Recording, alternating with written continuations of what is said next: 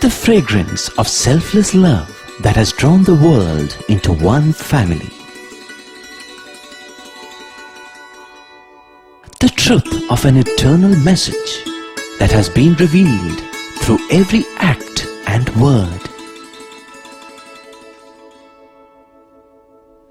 The fulfillment in service that has been taught by relentless sacrifice. The Lord's own life is indeed His message.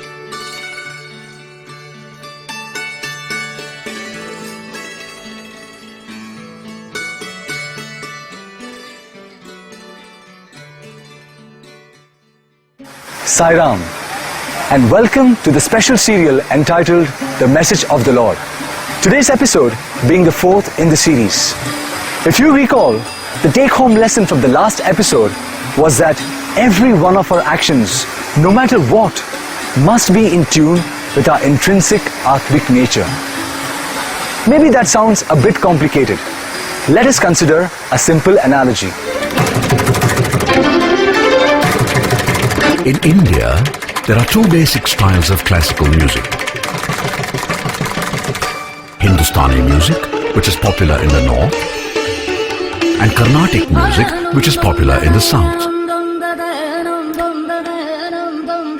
Central to both of these is an instrument called the tambura, which essentially supplies a drone and helps the musician to remain on key.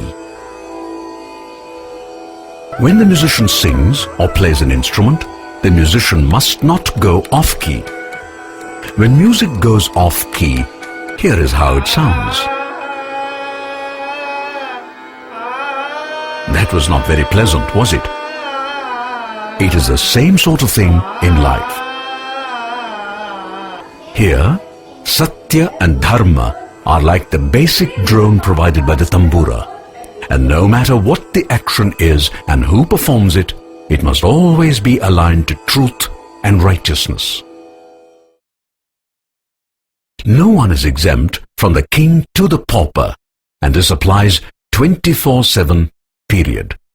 That's not very complicated, is it? By the way, this is a universal rule, and this same rule applies to all. That is precisely why Swami often tells us that there is no such thing as Indian truth, Pakistani truth, American truth, and so on. Satyamanetuntidi, America Satyamu, Germany Satyamu, Japan Satyamu, India Satyamu, Pakistan Satyamu, and Satyamu pratyekata ledu.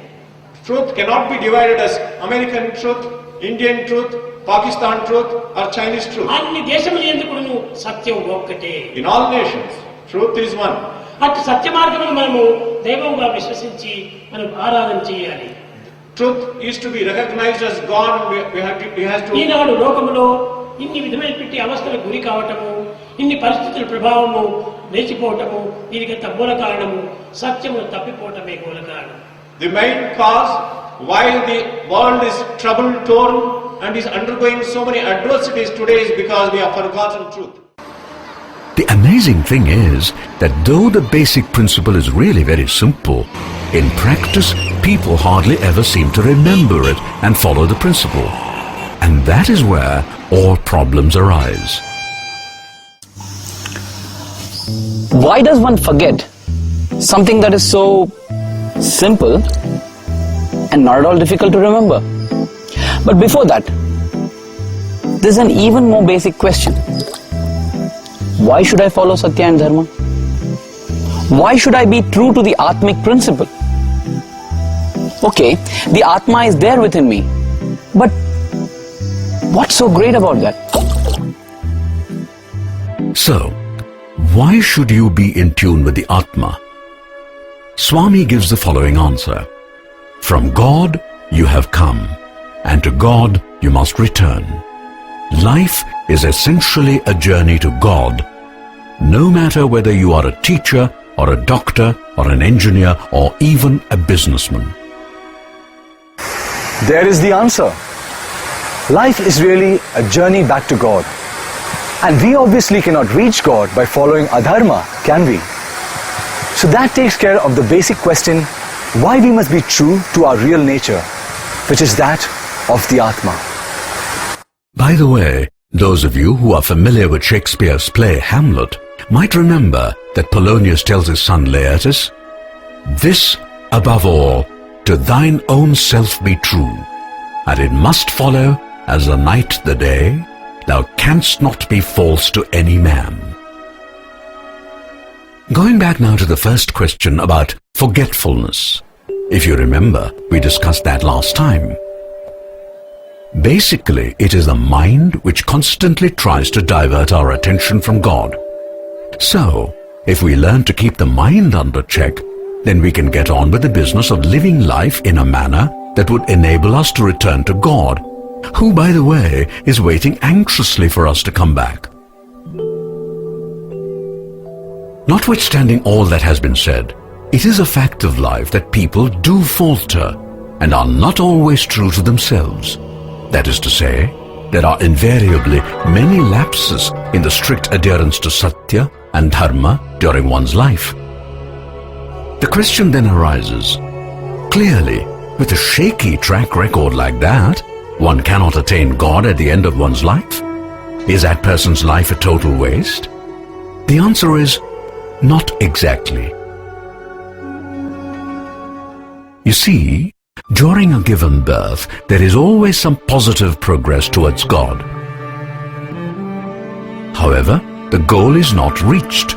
The net result is that reunion with God is made through many lives, except perhaps in rare cases. Thus it is that there is a repeated cycle of births and deaths. That is to say, every birth is followed by death, which is then followed by a new birth, after which death comes again, and so on. In some respects, it is like going through school. A kid is admitted at the age of 5, say, in the lowest class of the school. Thereafter, the student has to work his or her way through class after class till he or she finally graduates from high school. In between, if the performance in a class is not good, the student may even have to repeat that class. Where spiritual evolution is concerned, progress is usually far more bumpy, rather like the stock market graph sometimes. Is there no end to all this? Is there no end to this at all? Does one keep going up and down endlessly? Of course there is an end. And a traditional Indian version of snakes and ladders gives a hint. What you see here is that unlike the usual snakes and ladders in the Indian version, which by the way is based on spirituality, after a certain stage one reaches a safe zone. Once one is in the safe zone, merger with God is only a matter of time. As one becomes more and more refined, God gives a helping hand to pull the person over to Him, rather like a mother bending down to lift a child that is on the ground and crying. Do you want God to give a helping hand real quick? No problem, for Swami has given a simple formula for that. In fact, if you remember, that is the very first thing he did on 20th October 1940 when he announced to the world that he was the avatar of this age.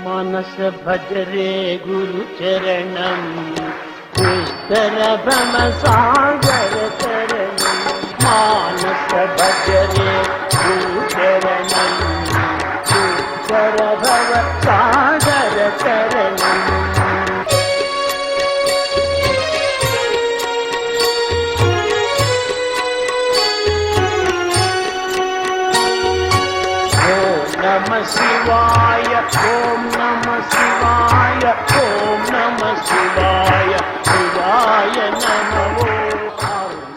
In a nutshell, Swami says, always think of me and constantly chant my name, and that should help you navigate safely through the storms life inevitably throws up. This is the simplest way of breaking the cycle of repeated births and deaths. If you think about it, it is all a bit strange, really. I mean, here we are, constantly hailing Swami as God, and all the time he says, "My dear child, This is all you have to do to become one with me. In fact, I am waiting to extend my hand to you. But the sad thing is that you are making hardly any effort to come towards me. Why on earth is that? Here is Baba really trying hard to help us, and we don't want to grab his helping hand. Why? Swami himself has given the answer, and in brief it is that though we swear that we love Baba and all that, in truth we are really more attracted by the so-called goodies of the world than Swami's teachings. Swami explains it all as follows. He says, take a look at a really very young baby, just a few days old, say. Sometimes, for no apparent reason, the baby smiles. What is the baby smiling about? It is too young to know anything about the world, and yet it is smiling.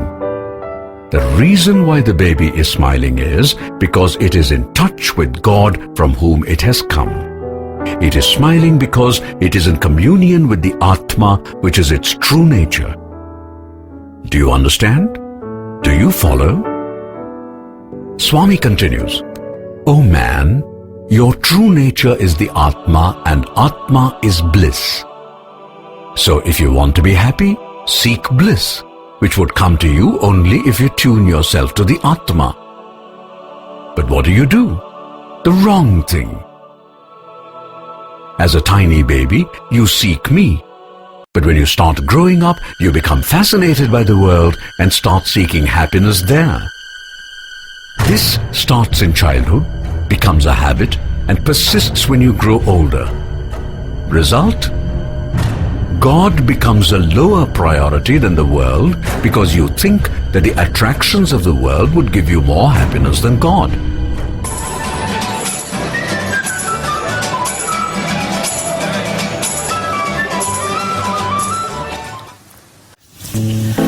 God is always there, right? And He'll never go away. So what's the hurry to rush Him up? In the meanwhile, what's wrong if I have some fun? That precisely is how humans land up in trouble.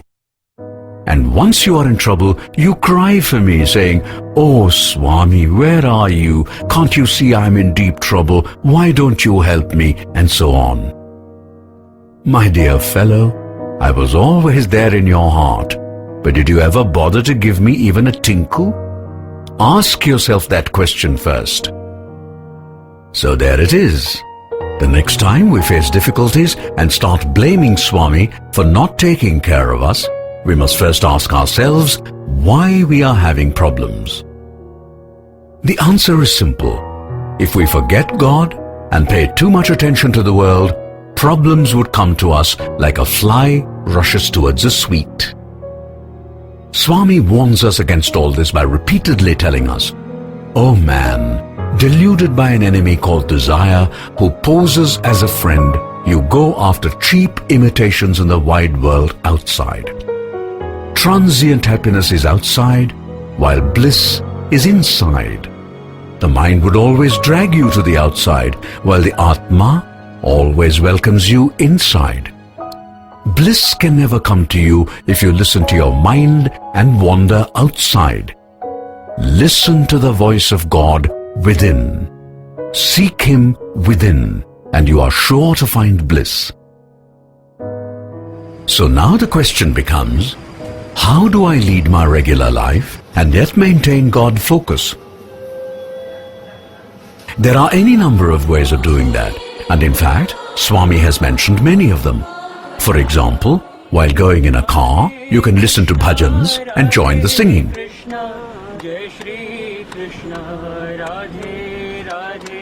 You can try and help others and thus engage in service. This is another.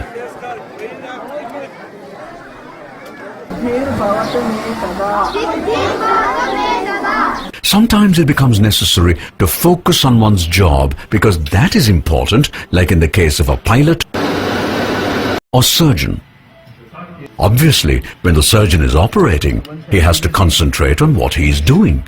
And clearly, he cannot be focusing on chanting the name of Baba. However, Swami has given us a simple way out of this apparent difficulty. He says, Just think of me before you start the surgery. Thereafter, you do your work the way you ought to. And when it is all over, just say a word of gratitude to God. That is all. If you do that, you would in fact be united with me throughout. And believe me, I shall see you through the most difficult of surgeries. And this formula can be adopted by anyone, including an airline pilot, for example.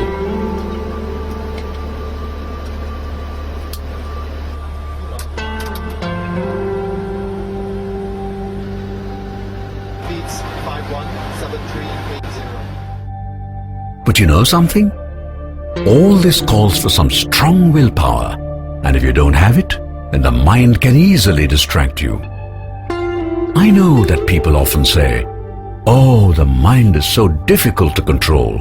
Even Arjuna threw up his hands and complained about it to Krishna. And this is the Kali age. There are so many things that constantly draw our attention away. What are we to do? We are utterly helpless. Is this really true? Are we utterly helpless, as we often claim? Has not Swami told us again and again, "I am in you, below you, above you, behind you, before you," etc.? Has he also not told us repeatedly, "Why fear when I am here?" The question really is, how many are dead serious about following Swami's teachings? You know, when people really want to achieve something they think is important to them, they take enormous trouble.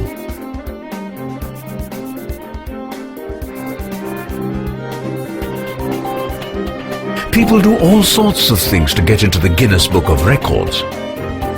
I do not know if you can quite see it, but here in this photo, a man is walking on a rope wire strung between the Twin Towers in New York before they came down on 11th September 2001. Take a look at the plane flying above. It is an awesome thing to try a feat like this.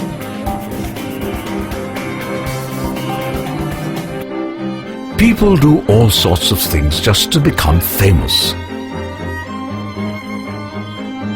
We are not criticizing such people, but merely trying to tell you that when a person is determined to do something, often that person is ready to sacrifice a lot to achieve that goal. So the question is, if one is ready to do all sorts of risky things just to become famous, why not do something that would not only please God, but also bring us closer to Him and to bliss? Sai प्रसन्न होगा साई मेरा मैं तेरा ये प्रेम की बहती धारा. In short, if we are serious about loving Swami, then we must ask ourselves, as Baba wants us to, do I ever cry whenever people blatantly flout Dharma? So the bottom line really is, deep in my heart, do I really ache for God? It is always easy to connect to Baba, no matter where one is. As he says, I am always available on call 24/7, no matter where you are.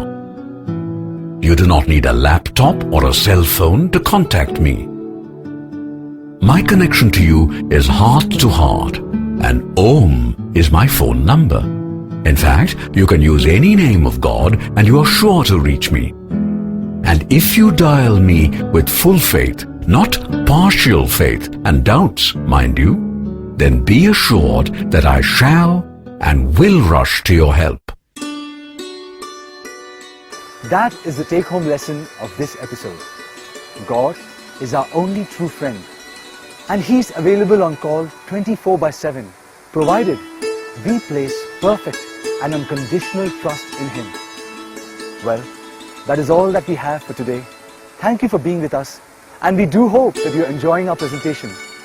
Do join us again tomorrow. Jai Sai Ram.